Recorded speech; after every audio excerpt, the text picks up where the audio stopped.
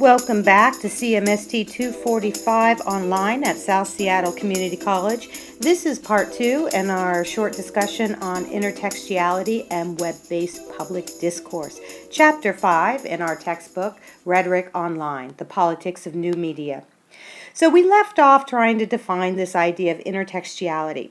And I think at its core, it becomes important to understand that all we are talking about is having this layering upon layering upon layering of different resources and different voices in order to create one product, right? So that is why on page 80, we have this idea of meaning becoming something which exists between a text and all other texts to which it refers. So something doesn't just stand alone, right? Whenever we look at a video or a TV show or we even read something, chances are what we are reading actually comes from multiple resources, multiple understandings, and not just one solitary understanding.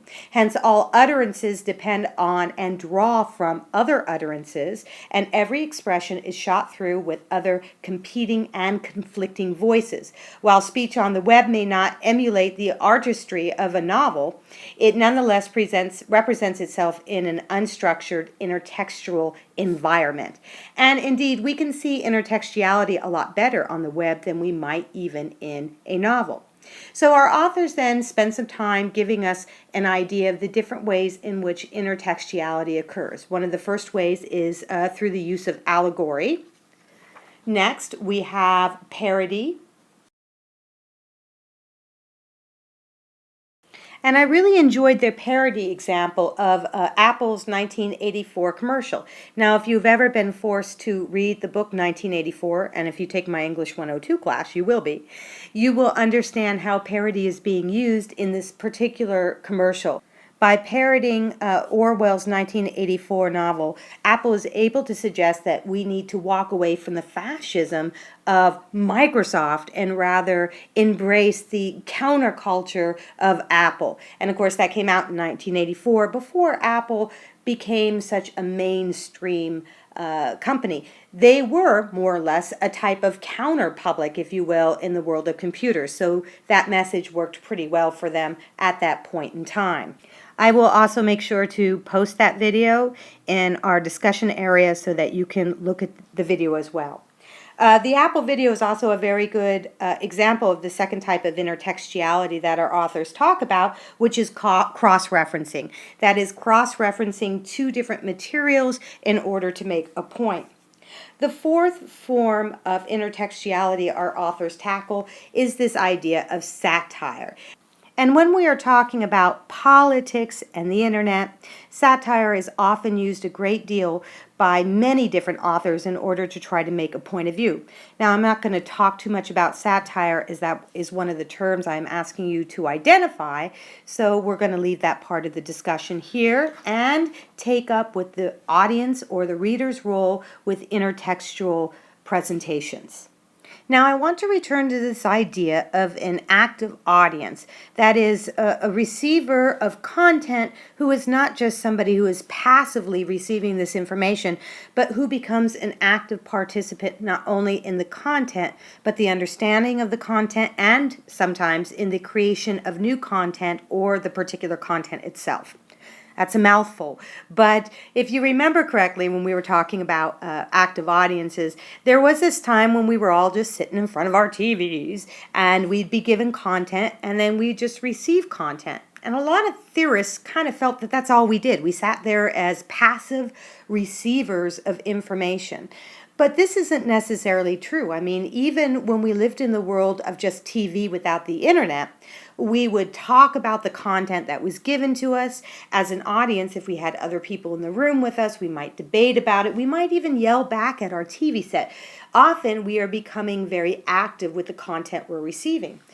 And with this in mind, it might be helpful to go back and to reconsider the chapter that we read on interactivity.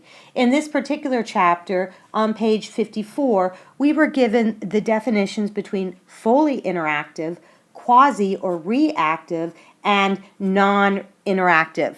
And if you look at these different definitions, you can see that there are different ways in which we can react to content. We can either just react to content, such as For example, when I'm on Facebook and I see somebody's post and I kind of think it's interesting, but I don't really want to interact with that person too much, or at least with writing too much, so I just hit the like sign. That's a reactive kind of experience.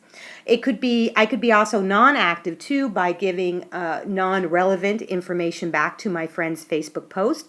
Or I could be fully interactive by really getting involved in the exchange. When we looked at intertextuality and the reader's role or the viewer's role of the content, we need to often try to become very fully interactive with that content in order for that content to present to us its full meaning.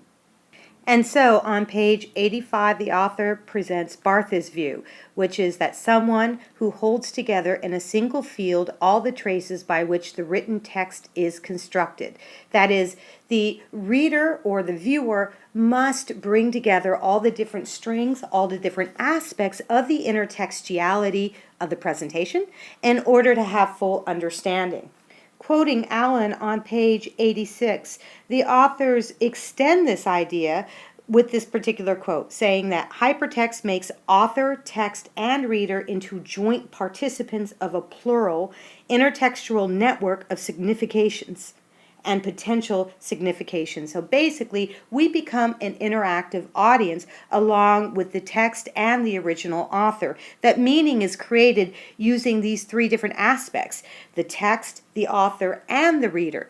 That full meaning can only be created by a joint participation. And with that, the authors present us with these two different ideas. We got presentational meaning, orientational meaning, and organizational meaning. Now, I'm going to welcome any emails on how to clarify what these terms mean, but because they're part of one of your core assignments this week, I don't want to go over them too much.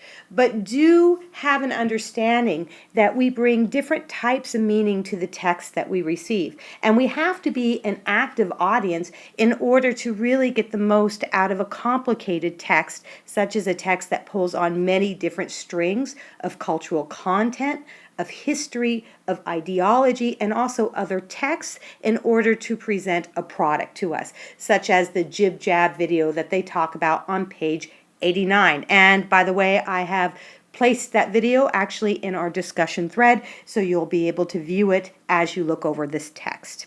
And that is all this week for the idea of intertextuality and web-based public discourse. I hope that you got something out of this video. If you have any follow-up questions, please send them to me. Give me an email, and I will be happy to talk to you more about this very interesting topic. Until then, I will see you on the boards, and you guys have a great day. Goodbye.